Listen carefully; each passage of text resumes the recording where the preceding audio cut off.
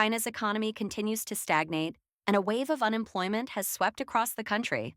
All industries are facing unprecedented survival pressure. Every year, tens of millions of graduates enter the job market, but job opportunities are extremely limited. Security guards are getting younger, and even delivery workers are graduate students. But with only a handful of jobs available, people are under immense pressure and uncertainty. She said in the video, "I was laid off." The collapse of an adult is the feeling of being instantly beaten back to your original form. When I was talking to them, I actually had a hunch that I might be laid off. Although I had been mentally prepared beforehand, when I actually walked into the office and heard them say it, I still felt a sinking in my heart, and a chill came over me. That feeling made my brain go blank in an instant. They probably wanted to reduce costs and increase efficiency. I didn't say much and didn't dwell on trivial topics. I just walked out. Sitting outside, I took a long time to calm down, but I still couldn't. Suddenly, I started thinking about next month's rent and all the other expenses. I would soon have no source of income. In the past, people always complained about how hard it was to work overtime and how exhausting work could be. Looking back now, what's really terrifying is not having a job, because that means losing financial security all of a sudden. I had already submitted some resumes, but finding a job nowadays is too difficult. First, there's the age limit, followed by educational requirements, and then the need for various skills. Each one is very strict. The woman in the video had lived in Beijing for 5 years. That morning, she had happily gone to work, but unexpectedly, in the afternoon, she received a layoff notice and was asked to leave immediately. She had just finished breastfeeding and was suddenly unemployed. The news caught her completely off guard. As a 30-year-old mother with both an elder and a young child, her monthly expenses are at least 20,000 yuan, which makes her life very stressful. This year in Beijing has been extremely tough. She and her husband both come from small third and fourth tier counties, and their only way out is through hard work and perseverance. Seeing her parents doing their best for them, she knew she had to cheer up quickly and not disappoint them. It's reported that in recent years, 460,000 companies have closed down, 3.1 million individual businesses have been deregistered, nearly 800 million people have fallen into debt, and the number of unemployed has exceeded 23 million. Many large companies can no longer operate. According to a report by the Seoul Economic Daily on September 3rd, Samsung Electronics prospects have become uncertain due to fierce competition in the Chinese market and weak domestic demand caused by the economic downturn. As a result, it has decided to take restructuring measures to meet these challenges. An internal source said this layoff is just the beginning, and the layoff ratio may reach 30% by next year. The company plans to lay off some local employees in China's sales division and indirect support staff by 2025. And the process has already begun. These layoffs primarily target locally hired employees in Samsung Electronics' China sales department, which has shocked and upset many employees. Previously, IBM China also announced it would close its China R&D department, impacting over 1,000 employees. IBM has faced significant operating pressure in China in recent years. In some locations, there are no projects at all, and layoffs have been ongoing. The relocation of IBM's R&D department actually began about 3 or 4 years ago. It's reported that IBM has experienced considerable operating pressure in the Chinese market in recent years. In 2023, IBM's global revenue increased by 2%, but its revenue in China dropped by nearly 20%. Experts believe that the withdrawal of foreign companies like IBM is only part of the larger trend of decoupling between the United States and China. In the future, as the U.S.-China technology war continues, U.S. restrictions on China may tighten further, and the operating environment for foreign companies in China could become even more challenging. A netizen claiming to be an employee of the SAC Commercial Vehicle Technology Center disclosed online that the proportion of layoffs at SAIC Maxis's Nanjing branch could be as high as 40%. It was also revealed that the HR director had arrived in Nanjing and started holding one-on-one meetings with employees. Reportedly, in addition to the power department, many other departments within the company are at risk of layoffs.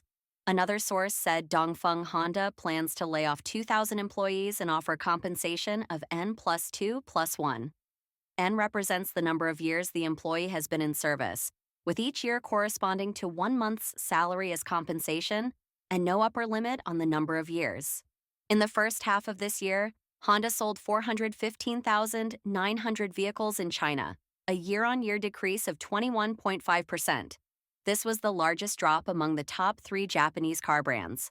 Coincidentally, Alibaba's May financial report showed that the company had laid off more than 14,000 employees. And JD.com announced on May 21st that it would lay off 12,000 employees. Taobao recently laid off 20,000 people. In a video, a man said, "Another news story has been reported in the past 2 days.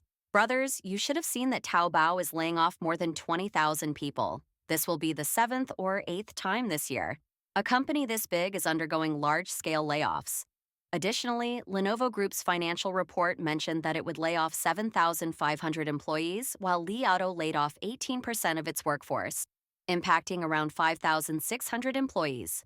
FAW Volkswagen's Foshan plant laid off nearly 17% of its staff, and Guangzhou Automobile Honda reduced its workforce by 1,700. Even the large state-owned enterprise Wuhan Iron and Steel Group reportedly laid off about 290,000 people. This wave of unemployment has caused widespread concern and anxiety. Others have noted that layoffs have been widespread in Shanghai. Shanghai Waikiki Sipu Company laid off 1,700 people, and Tesla's layoffs are ongoing. Some netizens pointed out that it seems nearly everyone working in Shanghai knows someone who has been laid off. After being laid off, it is very difficult to find a job with the same salary, especially for those over 35 years old. Often, even if you get an interview, the written test questions can be too challenging to handle. Due to declining birth rates, kindergartens and primary schools in Shanghai, Guangdong, Wuhan, and other regions are facing a shortage of students, leading to school closures. This year alone, 9 primary and secondary schools in Shanghai have stopped enrolling students or shut down completely. Some family members of teachers in Guangdong revealed that a cleanup of teachers is underway in the local area, as drastic changes in the demographic structure deeply affect the education system. The teaching profession is also facing the serious challenge of layoffs and downsizing. Recently, a heartbreaking story happened in Xi'an, China, about a girl from a poor mountain village who graduated from a prestigious 211 university in Beijing. She was once the pride of her hometown. However, she struggled to find a job and finally starved to death in a rental house. She was not found until about 20 days after her death. The incident shocked the entire internet. On August 19th, the Xianyang Public Security Bureau confirmed that this incident did happen. The owner of the house in Xi'an that the girl rented said that the girl, born in the 1990s in a poor mountain village in Ningxia in the West, was admitted to a prestigious 211 university in Beijing. After graduation, she was determined to take the civil service exam and won first place in the written exam in her hometown many times, but failed the interview repeatedly. She had not found a job for nearly 10 years after graduation. In April 2024, she left her hometown and went to Xi'an.